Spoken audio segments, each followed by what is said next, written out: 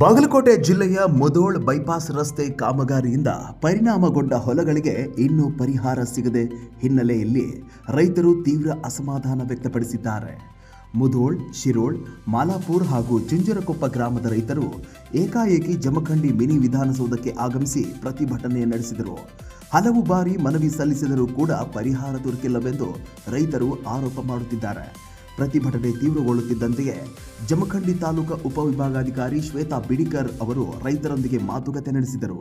ಈ ವೇಳೆ ಅವರು ಮಾತನಾಡಿ, ರೈಲ್ವೆ ಇಲಾಖೆ ಹಾಗೂ PWD ಇಲಾಖೆಯ ಅಧಿಕಾರಿಗಳ ಜೊತೆ ಈಗಾಗಲೇ ಚರ್ಚೆ ನಡೆಸಿರುವುದಾಗಿ ತಿಳಿಸಿದರು. ಆದಷ್ಟು ಬೇಗ ಪರಿಹಾರ ಒದಗಿಸುವ ಬಗ್ಗೆ ಭರವಸೆ ಕೂಡ ನೀಡಿದರು.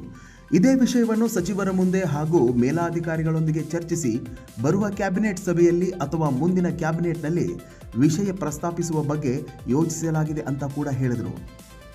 ನನಗೆ 2 ದಿನಗಳ ಅವಕಾಶ ನೀಡಿ ಸೂಕ್ತ ಕ್ರಮ ಕೈಗೊಳ್ಳುತ್ತೇನೆ ಎಂದು ರೈತರಿಗೆ ಮನವಿ ಮಾಡಿದರು. ಇದಲ್ಲದೆ ಪ್ರತಿ ಗುರುವಾರ ರೈತರ ಸಭೆ ನಡೆಸಿ ಅವರ ಸಮಸ್ಯೆಗಳನ್ನು ಆಲಿಸಿ ಪರಿಹಾರ ಕಂಡುಹಿಡಿಯಲು ಕ್ರಮ ಕೈಗೊಳ್ಳಲಾಗುತ್ತಿದೆ ಅಂತ ಕೂಡ ಹೇಳಿದರು. ಆ ಒಂದು ಕನ್ಸೆಂಟ್ ಲೆಟರ್ ಬಂದಿಲ್ಲ, ಲೈಕ್ ಕನ್ಸೆಂಟ್ ಅಂದರೆ ಡೈರೆಕ್ಷನ್ ಲೆಟರ್ ಬಂದಿಲ್ಲ. ಸೊ ಇವತ್ತು ನಾವು ಮಾತಾಡಿದ್ವಿ. ಲಾಸ್ಟ್ 15 ಡೇಸ್ ಬ್ಯಾಕ್ ನೀವು ಬಂದಾಗ ನೀವು ಕೊಟ್ಟಿರುವಂಥ ಮನವಿಯನ್ನು ನಾವು ಸೆಕ್ರೆಟರಿ ಸರ್ ಅಂಬ್ಲಾನ್ಸ್ ಸರ್ ಇದ್ದಾರೆ, ಅವ್ರಿಗೂ ನಾನು ಮಾಹಿತಿ ಕೊಟ್ಟಿದ್ದೆ. Sir this is very serious matter, ಮತ್ತು ನಾವು ಹಾಗೆ ಬಿಟ್ವಿ ಅಂತಂದರೆ ಈವನ್ ಸರ್ಕಾರಕ್ಕೂ ತೊಂದರೆ ಆಗ್ತದೆ, ನಮ್ಮ ರೈತರಿಗೂ ತೊಂದರೆ ಆಗ್ಲಿಕ್ಕತ್ತದ ಅಂತ ಹೇಳಿ ಲಾಸ್ಟ್ 10 ಇಯರ್ಸಿಂದ ಲ್ಯಾಂಡ್ ಅಕ್ವೈರ್ ಆಗಿರೋದ್ರಿಂದ ಸೊ ಈ ಲೆಟ್ರನ್ನು ಕೊಟ್ಟಿದ್ವಿ. ಅದಕ್ಕಿಂತ ಮುಂಚೆ IDDದಿಂದ ಏನು ನಮಗೆ ಪರ್ಮಿಷನ್ ಸಿಕ್ತು ಅದನ್ನು ಸಹ PWD ಕೊಟ್ಟು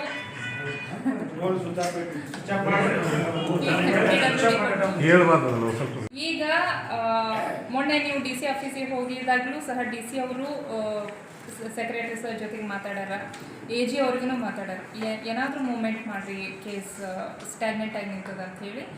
ಸೊ ಅಗೇನ್ ಈಗ ನಾನು ಬಾಗಲಕೋಟದಿಂದ ಬರುವಾಗೂ DC ಸರ್ ಅದನ್ನೇ ಹೇಳಿದರು, ನನ್ನ ಸೆಕ್ರೆಟರಿ ಸರ್ಗಳಿಗೆ ಮಾತಾಡೀನಿ. ಸಂಭವ 1 ವಾರದೊಳಗೆ ಅಥವಾ 15 ಡೇಸ್ ಒಳಗೆ ನಮ್ಗೆ ಪಾಸಿಟಿವ್ ರೆಸ್ಪಾನ್ಸ್ ಬರ್ತದೆ. ಅಲ್ಲಿಂದ ಮುಂದೆ ನಾವು ಪ್ರೊಸೀಡ್ ಮಾಡೋಣ, ಕೋರ್ಟ್ ಏನು ಡೈರೆಕ್ಷನ್ಸ್ ಕೊಡ್ತದಲ್ಲ ಅದ್ರ ಪ್ರಕಾರ ರೈತರಿಗೆ ಅನುಕೂಲ ಆಗೋಂಗೆ ಮಾಡೋಣ ಅಂತ ಹೇಳಕ್ಕೆ.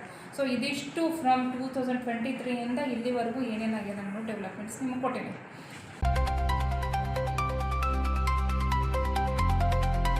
ರೈತರಿಗೆ ತಕ್ಷಣವೇ ನ್ಯಾಯ ಸಿಗುತ್ತದೆಯೇ ಎಂಬುದು ಕಾದು ನೋಡಬೇಕಾಗಿದೆ. ವರದಿ ಪ್ರದೀಪ್ ಶೇಗುನ್ಸಿ, ಪರ್ವಾ ನ್ಯೂಸ್, ಜಮಖಂಡಿ.